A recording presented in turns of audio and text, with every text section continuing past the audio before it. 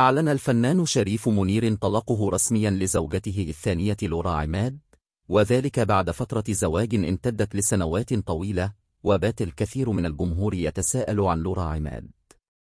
من هي زوجة شريف منير لورا عماد؟ لورا عبد الأحد، واشتهرت بلورا عماد، وولدت في 1 يناير عام 1972، وهي مسيحية الديانة. بدأت حياتها الفنية كموديل إعلانات، ودخلت مجال التمثيل بمحض الصدفة بعدما قدمها أحد مخرجي الإعلانات للمنتج والفنان سامي العدل إعجابا بملامحها. كان أول أعمال لورا عماد هو فيلم البطل بطولة الفنان أحمد زكي، والذي عرض عام 1997.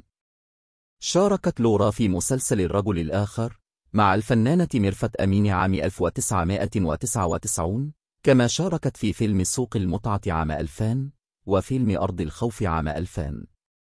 كان آخر ظهور للورا عماد على الشاشة من خلال فيلم لو كان دا حلم عام 2001، ثم ابتعدت عن الفن بعد زواجها من الفنان شريف منير وإنجابها ابنتيها فريدة وكاميليا. عادت لورا عماد من جديد للساحة الفنية من خلال مسلسل نصيبي وقسمتك 4، حيث شاركت في حكاية وأنسى روحيات، وعرضت عام 2022. أعلن الفنان شريف منير انفصاله رسميا عن لورا عماد، إذ كتب عبر إنستغرام: تم الطلاق بيني وبين السيدة لورا. كل شيء قسمة ونصيب، وأتمنى لها كل خير.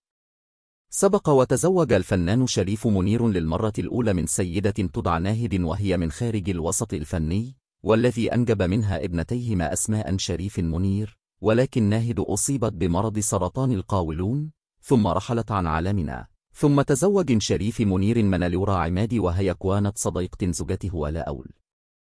ظلت لورا تخدم صديقتها ناهد حتى رحلت عن عالمنا بعد إصابتها بالسرطان، وكانت دائما بجانب أولادها بعد رحيلها. وعلى الرغم من اختلاف الديانات، إلا أن زواج شريف منير ولورا عماد كان من الزيجات الأكثر استقرارا في الوسطى لفني، ولكنهما انفصل منذ قليل.